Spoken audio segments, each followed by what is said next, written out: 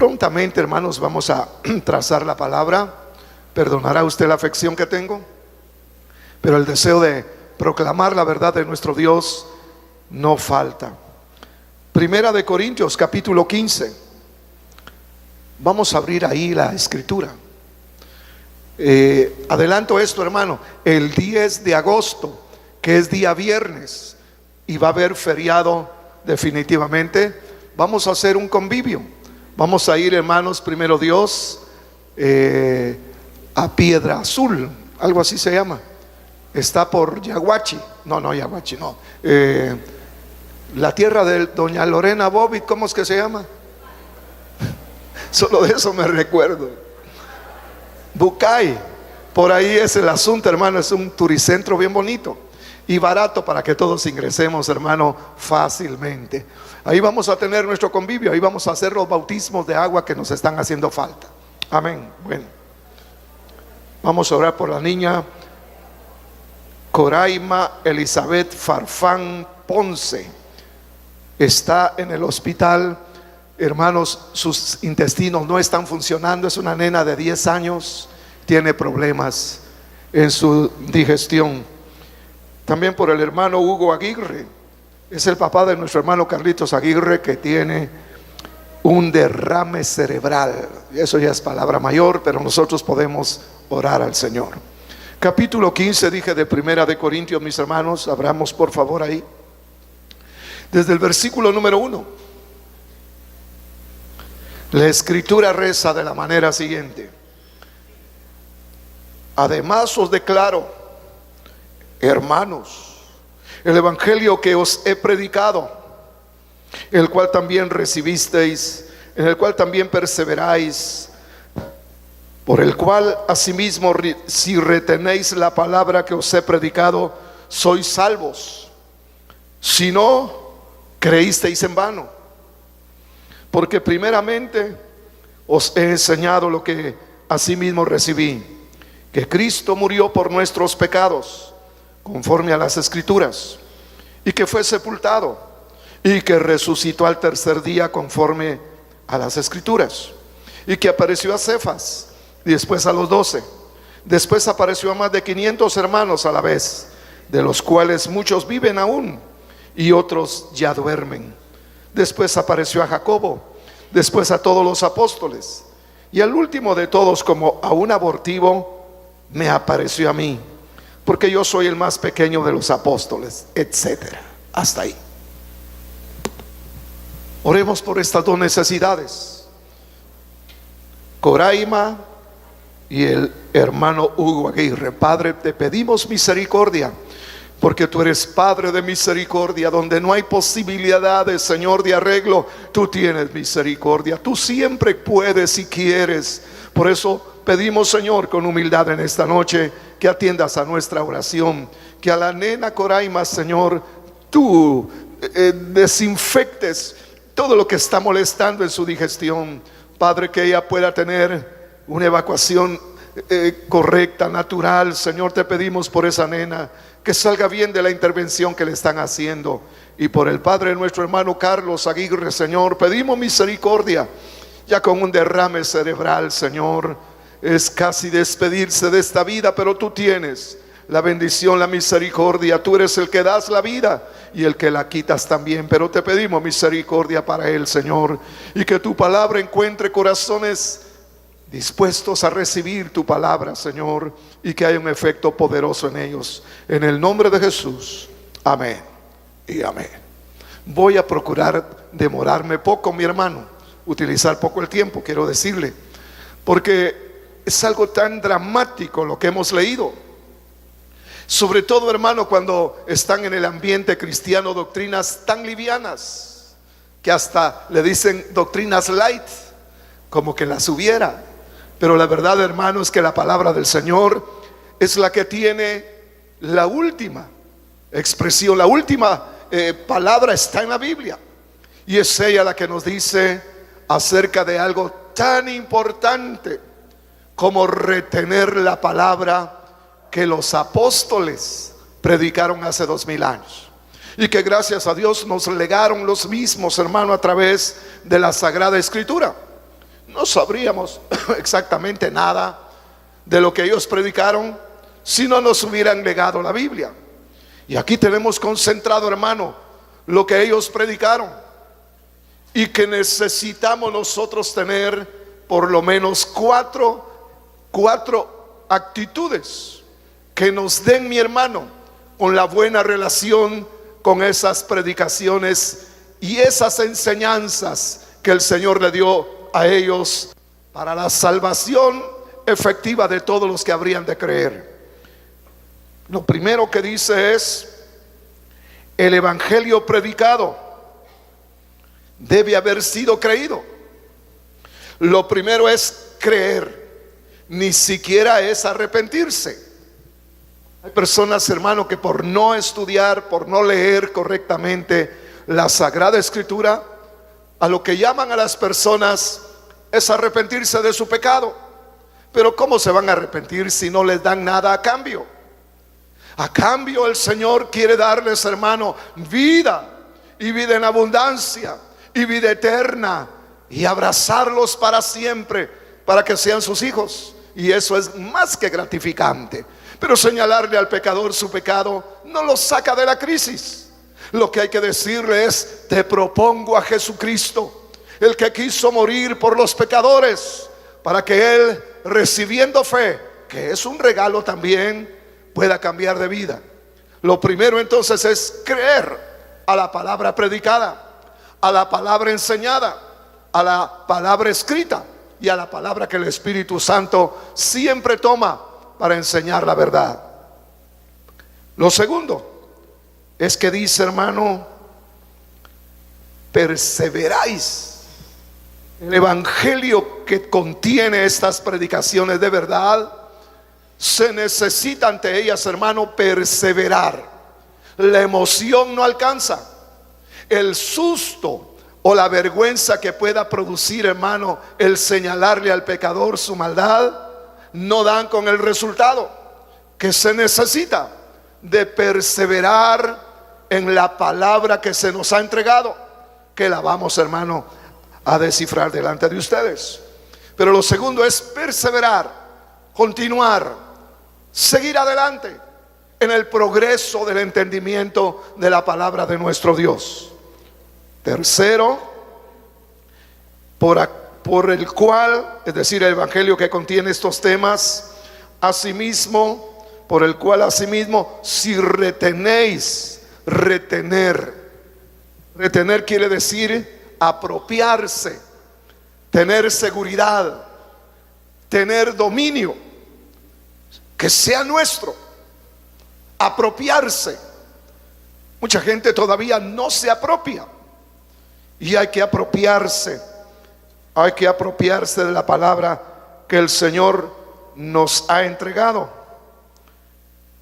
Gloria al Señor.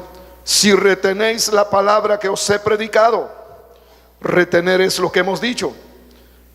Si lo hacéis, sois salvos. La salvación estriba, hermano, en creer, en retener, en arraigarnos en la palabra que se nos ha entregado.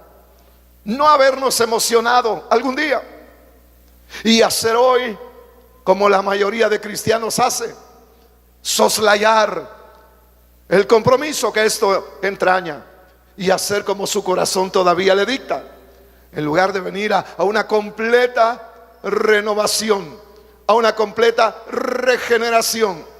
El mundo religioso puede hablar de salvación, aunque equivocadamente puede mencionarlo, pero ninguno habla de regeneración, porque la regeneración implica, hermano, una rendición de la voluntad para que el Señor opere un cambio necesario, así como su palabra lo registra. Dice la Biblia: sed santos, porque yo, Jehová vuestro Dios, soy santo. Sencillamente por eso, aunque trascendental, no va más, hermano, la práctica de la maldad en aquel que ha creído, porque va a retener la palabra, se va a apropiar del conocimiento y los principios que rigen la vida espiritual. Y por eso, hermano, se nos habla en estos términos, para que tomemos las medidas correctivas necesarias, como el ser cristianos de doble ánimo, que un día manifestamos fe y al siguiente día estamos, hermano, caminando como incrédulos, como gente ególatra todavía, como que no hay ninguna conversión, como que todavía, hermano, permanece la maldad en nuestro corazón y no se mira la regeneración. Hoy asistimos, hermano, a la crisis de la cristiandad. No dije del pueblo del Señor. La cristiandad es todo aquel grupo de personas que supuestamente piensan en Jesús, donde están las diferentes religiones y diferentes tendencias espirituales, pero sus maestros son corruptos y todo el mundo lo sabe. Y hoy no se puede creer, hermanos, a lo que ellos presentan. Falsos apóstoles, falsos profetas, que, hermano, dicen, pero resulta una mentira lo que afirman. Son hasta escapistas, hablando del fin del mundo, porque, hermanos, quisieran que terminara la crisis que están ellos experimentando, cuando la palabra del Señor nos habla que en estos días debemos de incrementar nuestra búsqueda del Señor, porque el Señor viene para manifestarse a su pueblo que ha hecho pacto de amor con Él. Muchos van a ser sorprendidos porque han aceptado un evangelio diluido, mediocre, intervenido por la mente del hombre, donde no hay resultados, donde no hay frutos, donde todavía permanece el carácter viciado de los supuestos cristianos. Por eso dice: si retenéis las palabras que yo os he predicado, sois, no seréis, sois salvos. Es una confirmación. De lo contrario, creísteis en vano. Eso fue lo que llamó mi atención, hermano, otra vez. Pensar que hay una fe que se vuelve vana, que no tiene resultado, que no tiene valor, porque no se retiene la palabra que se ha escuchado, porque no se apropian de los principios que esa palabra contiene, como amar al prójimo y más aún a tu cónyuge. No puede ser que a la mujer con que hiciste pacto un día la maltrates, la margines, le faltes cuando hiciste un pacto con ella. Porque si ni a la esposa que nos ha dado buenos hijos no le manifestamos cariño, ¿a quién podríamos amar entonces? Es una contradicción, porque el que ama a su mujer, dice la Biblia, a sí mismo se ama. Dejó el complejo, dejó el egoísmo para tener una expresión saludable de la corrección que el Señor ha hecho en su vida. Algo es muy necesario, que entremos a la regeneración, para que confirmemos nuestra salvación, que no estemos durmiéndonos en nuestros laureles, como se dice, sino que confirmemos que somos gente de fe, de salvación, que no hay, hermano, dolo ya más en nuestro comportamiento.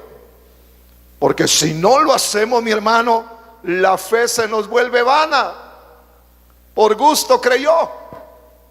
Es como los israelitas, que siempre nos dan una lección, hermano, previa a lo que tenemos que hacer y entender. Cuando salieron de Egipto, todavía parecían egipcios, no eran todavía el pueblo bendito del Señor. El ídolo que hicieron en el desierto era puro egipcio. El comportamiento de ellos, hermano, era egipcio. Traían, hermanos, secuelas de la vida de la esclavitud, como la idolatría, como la temeridad, como la murmuración, como la fornicación. Son secuelas de la vida de la esclavitud, y no salieron nunca de eso. Por eso, de la mayoría de ellos, el Señor los postró en el desierto y no ingresaron a la tierra prometida. Esa es una advertencia. Y dice todavía que está escrito para nuestra admonición, para nuestra lección, para que no hagamos como ellos hicieron, sino que aprendamos a comportarnos según Dios ha tratado con nosotros. Ahora, todo esto es deleitoso, no es algo grave, no es una carga que se impone, sino que el que ha nacido de nuevo, el que ha entrado a la regeneración, el que ha entrado a la salvación efectiva, se deleitará en hacer lo que Dios le pide. Porque primero nos da el incentivo y luego nos dice: camina en pos de mí y serás no solamente un pescador de hombres, sino tendrás una salud permanente y eterna. De lo contrario, se ha creído en vano, se desvirtúa la fe tan grande que pronunciamos tener. Allá están los religiosos, allá están, hermanos, los teólogos, con un corazón frívolo, que ni adoran a Dios y creen estar en buena condición. No son más que almas perdidas, que su fe se está diluyendo, y no son tales. La Biblia, para el retorno de Jesús, nos dice de la siguiente manera: esto os escribo por los que los quieren engañar, y que hay maestros del error, hasta por la televisión le salen. Sí, pero ustedes tienen la unción del Santo. La unción es como, hermano, una frecuencia en la cual nos pusieron, donde se oye nítidamente la voluntad del Señor. Lo sabemos. Jesús dijo: mis ovejas oyen mi voz y me siguen, y yo les doy vida eterna, y nadie las arrebatará de la mano de mi Padre, porque Él es el mayor. Pero no saben oír la voz de los extraños. Aleluya. Esto os escribo para los que los quieren engañar, pero vosotros tenéis la unción del Santo y sabéis la verdad, y la verdad se llama Cristo Jesús, estar en Él.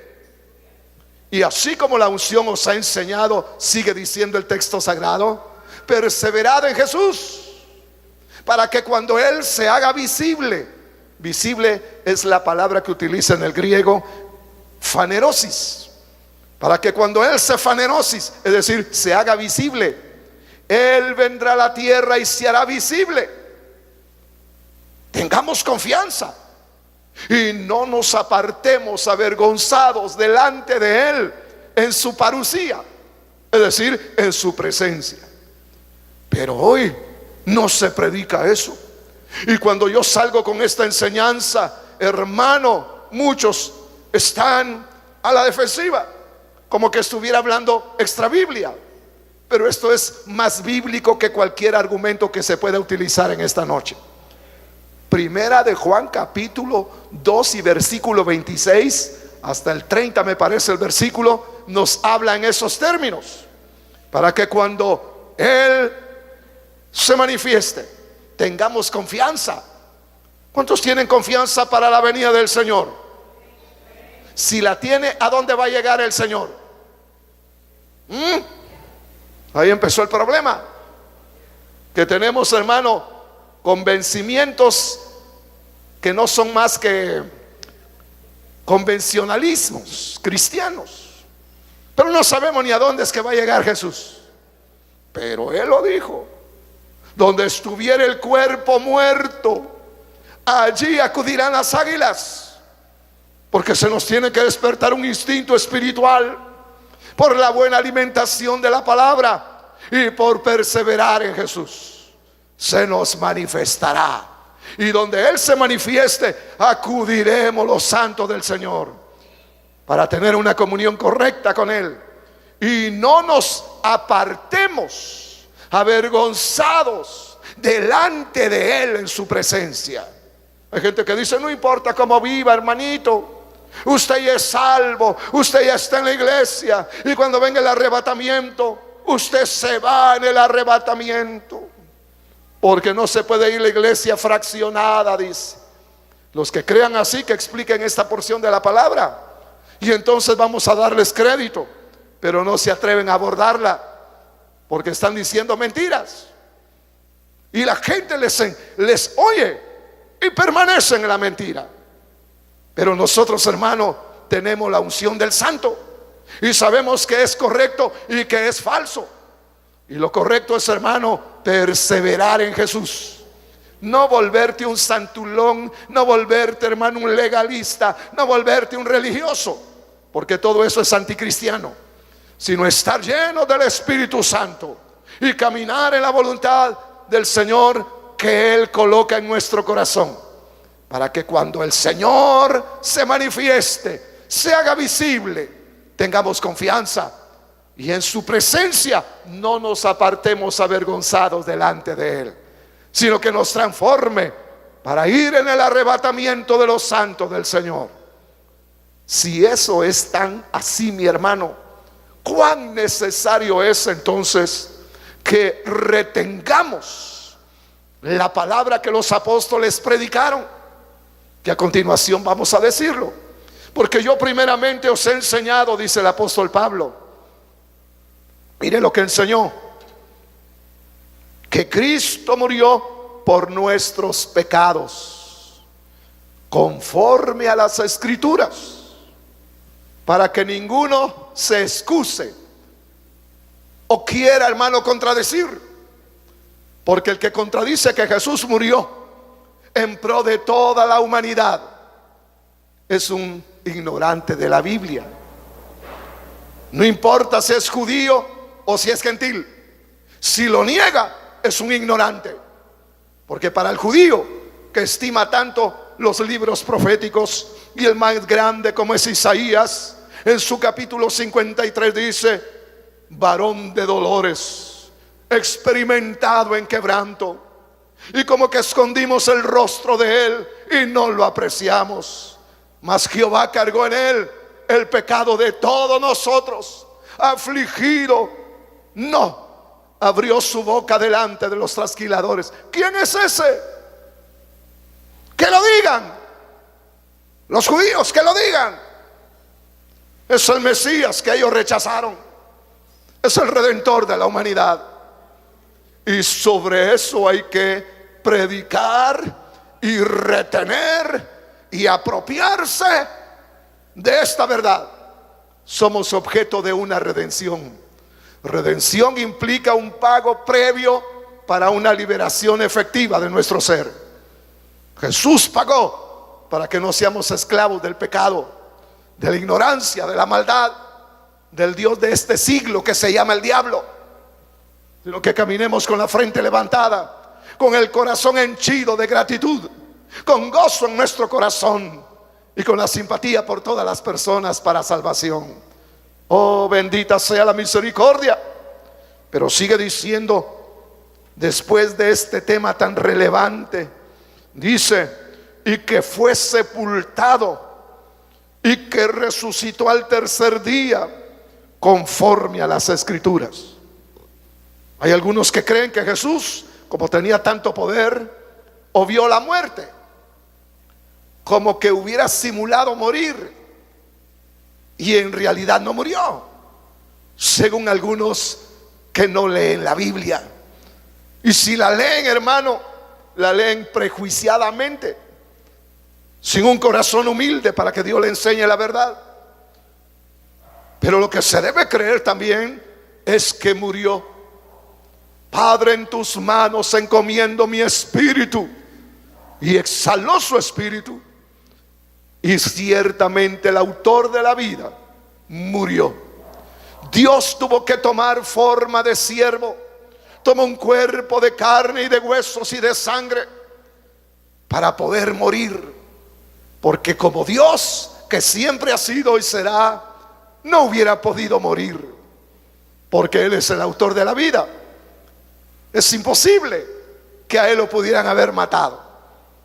Pero se tomó, hermano, la increíble manifestación de su amor, tomando un cuerpo como el nuestro, aunque sin pecado, para poder morir y derramar su sangre y limpiarnos de todo pecado y libertarnos de toda condición de esclavitud, para ser libres, hijos de Dios, en sucesión del Hijo de Dios. Aleluya. Se debe creer en su muerte. El que no crea que Jesús murió está en seria oposición a la palabra del Señor, y todavía no le ha amanecido. A él lo sepultaron, pero él murió. Y al tercer día, obviando algunos temas impresionantes en medio de su muerte y de la resurrección que el Padre ocasionó con él, digámoslo, al tercer día resucitó, porque era imposible que la muerte lo retuviera, porque él es la vida. Qué impresionante que la vida haya sido tocada por la muerte, pero no pudo retenerla y resucitó al tercer día. Se debe creer, retener, apropiarse, continuar con el conocimiento de que nuestro Señor venció la muerte. El que crea que Jesús todavía está crucificado, como dice y enseña la iglesia popular, está en una franca oposición con la palabra del Señor, y no han creído en el Evangelio, sino que están en una religión, hermano, de conocimiento burdo, que no agrada al Señor, por supuesto. Y fíjese algo más. Ya vamos, hermano, con la muerte del Señor, su resurrección, pero que también se presentó vivo. Conforme a las escrituras, se le apareció a Cefas, es decir, a Pedro, después a los 12, después apareció a más de 500 hermanos a la vez, de los cuales muchos viven aún y otros duermen.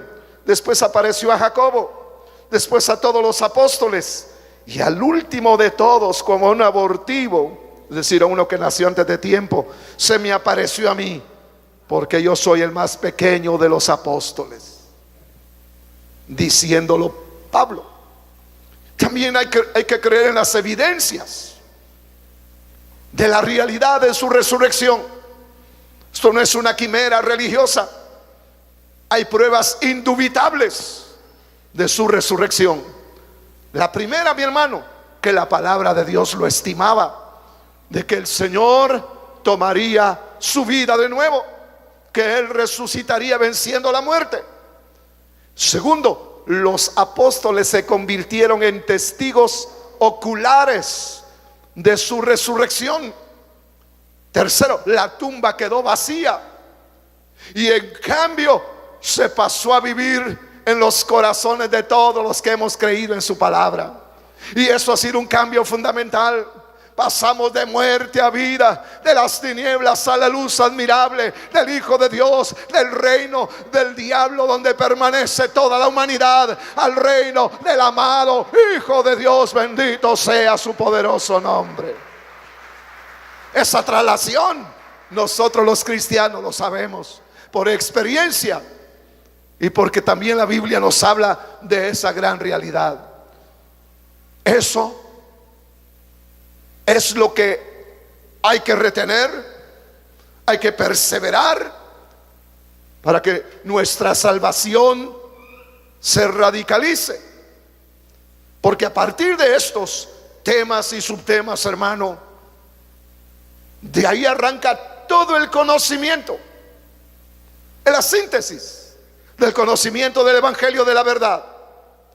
Porque quien obvie la muerte de Jesús está en un desfase desde el principio. Es como querer aprender, hermanos, que le digo, geometría, matemáticas avanzadas, y no sabe que 2 por 2 son 4 y no son 5.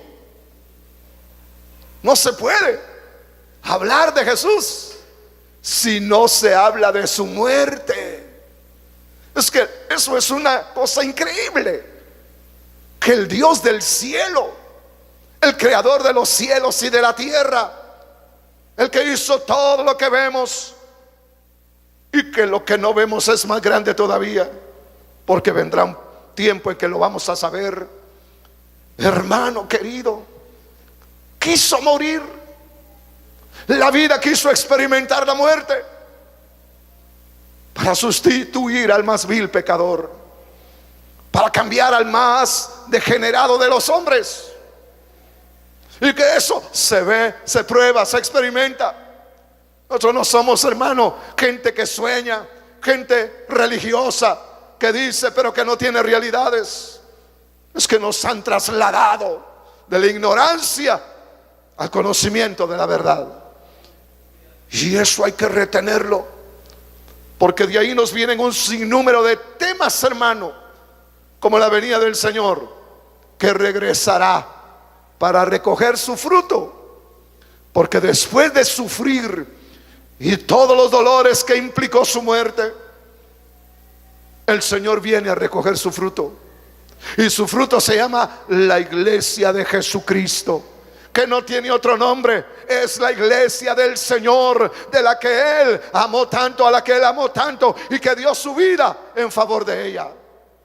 Nosotros le pusimos Shekinah por distinguir el área de trabajo, pero nosotros somos la iglesia de Cristo. Somos los que amamos al Señor, somos los discípulos del Señor. Bendito sea su santo nombre.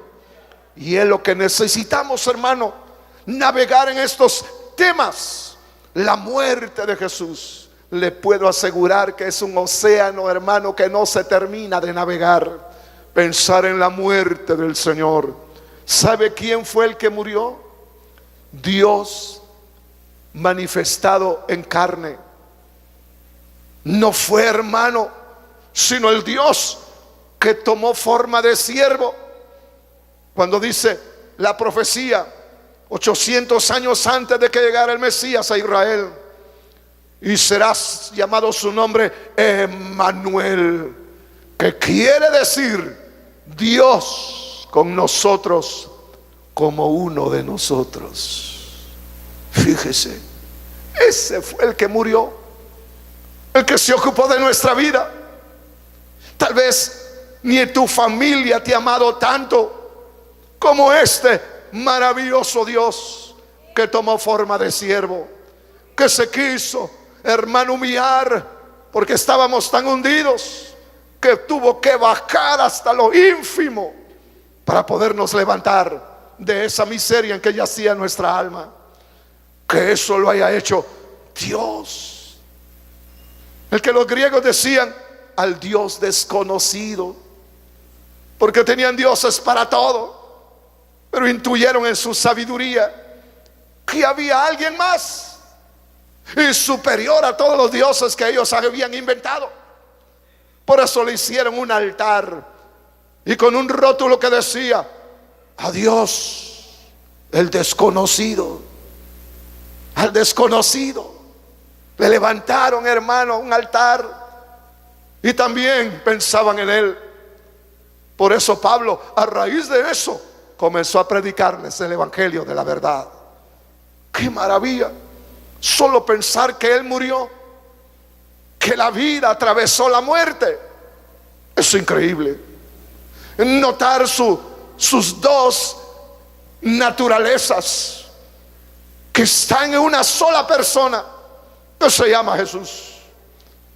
La naturaleza de Dios, tan diferente y superior a la humana, y la naturaleza del hombre, unida en una sola persona. Como para que pase usted todos los días diciendo: ¿quién fue el que hizo esto? ¿O al que le hicieron lo otro? ¿Fue a Dios o fue al hombre? Fíjese que el Señor, hermano, en mayor número de veces mencionó de sí mismo ser el Hijo del Hombre que de ser el Hijo de Dios. Porque lo desconocido de Él es que era hombre. ¿Cómo se hizo hombre? Hay muchos que creen que fue una mujer la que le dio la naturaleza humana, pero la Biblia no dice eso. Dice: el Espíritu Santo vendrá sobre ti y el poder del Altísimo te hará sombra. Por eso el santo ser que nacerá de ti será llamado Hijo del Dios Altísimo. Es Dios. La sangre que derramaron en la cruz no era una sangre común, no era la sangre de un hombre, aunque era netamente humana, pero fue la sangre que le dio el Espíritu Santo. Porque como Adán recibió sin generación cuerpo, huesos y sangre, también a este postrer Adán el Espíritu Santo le dio cuerpo, huesos y sangre. Aleluya. Todos estos son unos misterios increíbles. Usted tiene para navegar en ellos y rendirse cada día más a la realidad de que cuánto amó Dios al mundo. Quiere que cifremos eso. De tal manera amó Dios al mundo, pero no lo podía perdonar porque Él no es solapador de pecados. Él no consiente con la maldad, porque infinitamente tiene un atributo que se llama justicia. Él no puede y no podía perdonar a nadie. Tuvo que, hermano, trazar un plan divino donde el Hijo le dijo: Padre, yo iré.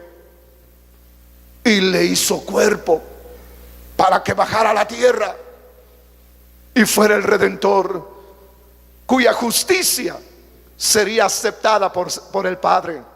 El juez justo, infinitamente justo, se satisfizo cuando vio el sacrificio de su Hijo. En Él encuentro mi complacencia, dijo. Por eso empezó a perdonar a los más viles. La ley, al mismo tiempo que estaba matando a aquellos delincuentes en la cruz, la gracia le dijo a uno de ellos: de cierto te digo, que hoy estarás conmigo en el paraíso. Fíjese, porque, hermano, el Señor en su misericordia cambió las cosas. La ley de Moisés era para matar al delincuente, justamente. Pero el Señor, en su gracia infinita, puede perdonar el pecado, puede limpiar la culpa y puede trasladarnos a un lugar donde ya no seremos esclavos del pecado. Le reportó al Señor dar a su Hijo en propiciación por nuestros pecados. Mucho nos ha amado Dios, pero no podía hacer nada por nosotros los pecadores si no hubiera habido la satisfacción que su Hijo, al morir en la cruz, le dio. Se sintió en libertad Dios entonces para perdonar al más vil pecador. Y hasta se asombra uno de que el Señor pueda perdonar al sicario. Porque cree usted, hermano, que estaba muriendo ignominiosamente ese ladrón que se arrepintió. Ese era un asesino, ese era un sicario, ese era un malvado, lo peor de la sociedad, que estaban sacándolo de una vez, muriendo como merecía un pecador de esa calaña. Y sin embargo el Señor le dijo: hoy estarás conmigo en el paraíso. Pues estos temas, hermano, que debemos de retener, que debemos de apropiarnos, que debemos de continuar, porque esto es progresivo. Inclusive, hermano, mire, la fe por la que uno ingresa a este programa de gracia divina es un regalo de Dios. No crea que usted pueda haber nacido con fe, o que usted pueda producir fe a través de sus hechos. No. Sencillamente nos regalaron fe al oír la palabra del Señor. Por eso, para oír la palabra del Señor, uno debe ser muy respetuoso, humillarse delante de Él y decirle: Señor, ayúdame a entender qué quieres tú de mí. ¿Por qué me has tratado así, Señor? ¿Por qué me has enviado tu palabra? No sea que usted pase por alto una invitación suprema como la que tiene el Evangelio, de ser usted ya no una criatura, sino un hijo de Dios. Fíjese que está tan gastado ese término que cualquiera se cree hijo de Dios. Pero la verdad es que para ser hijo de Dios hay que nacer de nuevo. Hay que nacer del Espíritu. Hay que nacer de la palabra. No se puede, hermano, pretender ser hijo de Dios cuando no ha habido una operación de regeneración, de salvación, como solo Jesús puede proporcionar. Pues esto debe ser retenido en nuestro corazón e ir hacia adelante para entender otros temas que son impresionantemente grandes, como ser hermanos, seguidores ahora del Espíritu Santo. Porque Jesús se fue con la promesa de volver, pero no nos dejó huérfanos. Envió al Espíritu Santo para que, haciendo las veces de Él, nos haga tan real a Jesús como fue Jesús para los apóstoles, como Pedro, Juan y Jacobo. Todos tenemos esta bendición, no para algunos privilegiados. El Espíritu Santo naturalmente ha llegado a nuestra vida. Digo natural porque eso es lo que nos pertenece. Y si todavía usted no se siente bautizado por el Espíritu Santo, entienda que es un regalo también, el cual puede ser reclamado por usted. Si tiene deseos de la verdad, del Dios del cielo, póngase dispuesto a recibir el bautismo en el Espíritu Santo y será cambiado en otro hombre. No será más el mismo que ha sido, que ni usted mismo se soporta. Porque todos pasamos por eso. Ni yo me soporto. Había veces que uno no sabía qué hacer, hermano. ¿Y qué hago ahora? ¿Y qué hago ahora? Después de jugar fútbol, ¿y qué hago ahora? ¿Y qué hago ahora? No tenía razón para hacer otra cosa. Perdidos en nuestra alma irredenta. Pero vino Jesús y cambió nuestras circunstancias. Pues por ahí hay que seguir para entender otras cosas, que ahora tenemos una realidad delante de nuestros ojos, al Espíritu Santo, que es el más desconocido de los tres que integran la divina Trinidad. El Espíritu Santo. Hay hasta colegios que se llaman el Espíritu Santo. Digo, qué abusivos son estos. Colegio Espíritu Santo. Bárbaros que no entienden nada. El Espíritu Santo es tan santo que no se puede hablar mal de él. Se puede hablar mal hasta de Jesús y aún del Padre, pero no del Espíritu Santo. Con Él hay que cuadrarse, con Él hay que humillarse y volvernos niños, que no estemos refutando nada, sino creyéndole. Yo me recuerdo la primera vez que me habló el Señor, sé que fue el Espíritu Santo. Me asombré de dos cosas. Primero, que lo tomé tan natural como que mi mamá me hubiera hablado.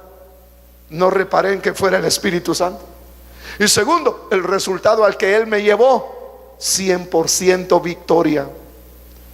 Y siempre ha sido así. Y dice uno, si yo pudiera oír siempre al Espíritu Santo, no metería la pata. No estaría en aquel eslogan que dicen, levántate más temprano para meter más la pata durante el día. Sería un acierto. Sería, hermano, pegar en el centro en cada necesidad. La crianza de los hijos, la relación conyugal, las labores en que estemos, etcétera. Sería un acierto y no una vergüenza, como a veces sucede con nosotros. Seguidores del Espíritu Santo, Él es tan sobrenatural que ni siquiera nos han revelado su nombre. Tan solo sabemos que se llama Dios, el Espíritu Santo. Un día vamos a saber su nombre. Él es el que está con nosotros ahora y quiere conducirnos a toda la verdad. Incluso es el que dice el futuro. Algunos dicen, póngale cuidado a Israel, porque Israel es el reloj de Dios. ¿Quién le dijo eso a usted, hombre?